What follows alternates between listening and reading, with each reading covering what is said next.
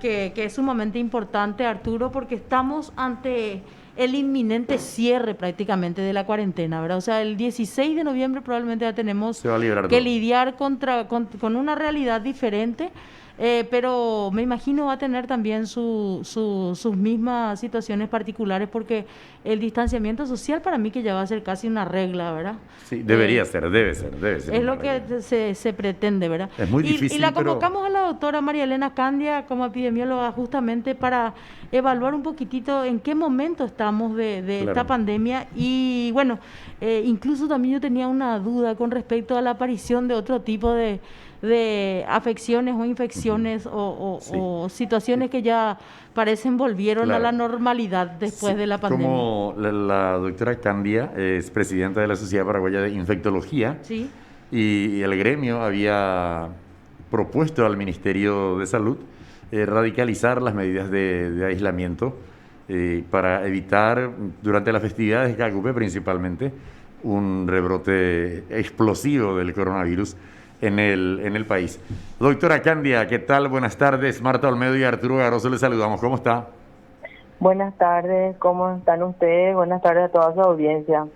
Y muy bien. Quería aclarar nomás que yo no soy epidemióloga, yo soy Ah, especialista en Por eso. e infectología infectóloga, Infectología, claro. por clínica. eso, por eso Sí, Sí, justamente le decía cambié, que es son, le cambié, presidenta. le mezclé la especialidad con el doctor Sequeran rapidito acá, porque este rato estábamos hablando incluso de él. Pero en serio, sí. doctora, puede ser que nuevamente hayan también, de hecho, ya antes de evacuar la consulta de Arturo, algunas otras enfermedades que, bueno, antes la teníamos de manera casi usual, por ejemplo, los famosos virus con afecciones abdominales y otras cosas que volvieron lamentablemente después de que obviamente la situación con la pandemia se flexibilizó un poquitito más. La verdad que tenemos dos situaciones bastante particulares que este año con las medidas de higiene y las medidas de prevención que tomamos a partir de los primeros casos de COVID en nuestro país, mermaron los virus respiratorios que habitualmente tenemos todos los inviernos, ¿verdad? Ujú. Asimismo ocurrió con el virus de la gripe y otros virus que pueden producir neumonía o cuadros gripales leves. Las demás enfermedades endémicas, no necesariamente infecciosas, pacientes con derrames cerebrales, con infartos, esos pacientes siguieron llegando a los hospitales. Ujú. Seguimos atendiendo a este tipo de pacientes y los hospitales están llenos, las urgencias están llenas de pacientes, no solamente de pacientes respiratorios.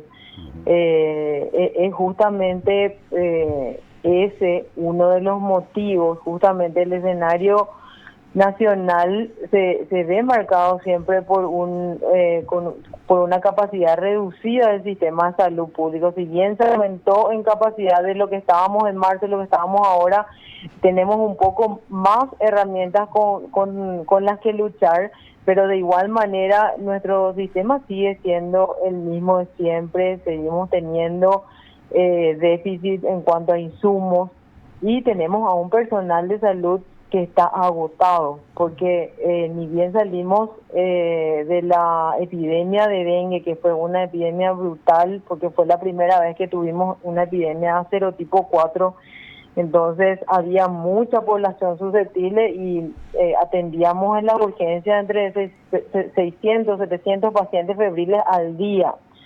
Entonces, es bastante complejo y lo que mencionabas al inicio, realmente vamos a tener que aprender a vivir de esta manera, tratar de reducir la intensidad y el número de contactos para poder sobrellevar y tratar de frenar la propagación de este virus. Ujú. Este y otros, ¿verdad? Porque también podemos corroborar que efectivamente esto sirvió para la contención de otras situaciones similares que no eran solamente las respiratorias, ¿verdad? Sí, de hecho que Las diarreas, por hay, ejemplo, doctora, ¿verdad? Un ejemplo claro. sí. Eso era casi una cuestión cíclica en algunos momentos Y yo veo que ese tipo de situaciones se fueron de alguna forma evitando, incluso con la higiene a la que recurrimos ahora para la ingesta de nuestros alimentos, nuestras manos, los utensilios. Cambió un poquitito, parece eso.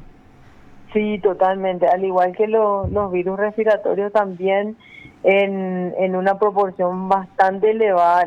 La principal causa de diarrea son virus que uno transmite a través de las manos. Entonces, con la higiene de manos pudimos notar un descenso importante de ese tipo de enfermedades también. Ujú. Ajá. En este tema de la cuarentena que estamos atravesando desde marzo, en este proyecto social de cuidado, ¿qué falencias usted encuentra, doctora? ¿En dónde estamos fallando todavía? Mira, nosotros venimos escuchando y aprendiendo desde marzo que una de las estrategias más importantes para tratar de frenar la propagación del virus es tener un sistema integral de identificación rápida de los enfermos, aislamiento de cada uno de los casos positivos, rastreo de contactos y cuarentena. Y ese es el pilar del control de la propagación del virus, y aún tenemos debilidades en esas cuatro aristas y las cuatro son importantes para tratar de frenar la propagación. Entonces, algo bien concreto y objetivo y que a nosotros nos preocupa es que si bien el ministerio afirma que tienen disponibilidad para hacer una gran cantidad de test, los pacientes a la hora de agendarse encuentran aún dificultades, ¿verdad? Porque hay ciertos requisitos, por ejemplo, no te agendan si no tenés 2 síntomas respiratorios, o no se le agenda a los pacientes que son contactos de casos positivos. Y a esos pacientes también hay que testarlo, porque cada contacto a su vez, otra vez, tiene personas con quien día a día está teniendo contacto estrecho, ya sea en la familia o en el trabajo. Entonces, es importante seguir haciendo eso y entender que realmente el tema de la vacuna, me preguntaban también en otro medio, muchos creen que el hecho de que aún la vacuna está en un estadio de investigación, está en una fase 3 bastante avanzada, con antecedentes de las fases previas con resultados alentadores, pero aún no tenemos certeza de que vaya a ser segura y efectiva. En el caso de que así lo sea, se va a priorizar a las poblaciones vulnerables, a aquellos que tienen mayores factores de riesgo de complicaciones, de internación y de fallecer a consecuencia de la enfermedad, y al personal de blanco. El resto tendremos que seguir cumpliendo con el protocolo sanitario de usar mascarillas al salir de la casa, lavarnos las manos antes de entrar a un comercio y mantener el distanciamiento físico. Doctora, acerca de Caacupé y esta posibilidad de que declaren a los días 7 y 8, ¿verdad? Fechas muy especiales para todos los creyentes católicos. Cuarentena total, ¿hay también posibilidades, cree usted? El Ministerio de Salud habla de que sería hasta sensato, ¿verdad? Ante la posibilidad de que la gente desoiga la recomendación de no ir a peregrinar y no asistir a la basílica. Claro, todos los días estamos viendo que hay lugares en donde ocurren en el día a día sin que signifique una celebración especial por algún motivo. Nosotros estamos viendo que no se cumple el protocolo. Quien más, quien menos ve que hay aglomeraciones en bares o en restaurantes o en canchitas. Imagínate lo que sería llevar a cabo esta celebración que el año pasado tengo entendido que en un día, que creo que fue el 7, 35.000 peregrinantes llegaron a Caacupé. Sí. Entonces, es muy poco probable que uno pueda tener el control sobre la cantidad de gente que vaya a ver. Es absolutamente imposible en lo material. Sí. Sí, realmente va a complicar la situación. Y bueno, doctora, yo creo que vamos a tener que estar atentos a lo que de alguna forma también recomiende al margen de esto o resuelva Al menos la finalmente. Iglesia Católica ya anunció que no habrá celebración con presencia física, será de manera virtual la misa central en esos 2 días, el 7 y el 8. No se permitirá el acceso de la gente a la basílica, ni siquiera en los alrededores, ¿verdad? Pero debería haber alguna otra forma más de persuadir a la gente, porque yo también ya escuché y he visto en redes sociales que muchos decían: yo soy católico y a mí no me van a atajar, voy a ir igual aunque esté la basílica cerrada, por ejemplo. Son posturas así radicales e irracionales. Sí, justamente es lo que nosotros también habíamos discutido dentro de la Sociedad Paraguaya de Infeito, que no se trata solamente del 7 y 8 de diciembre. Las personas empiezan a peregrinar semanas previas y se extiende posteriormente a esa fecha. Entonces no es una cuestión de 1 o 2 días.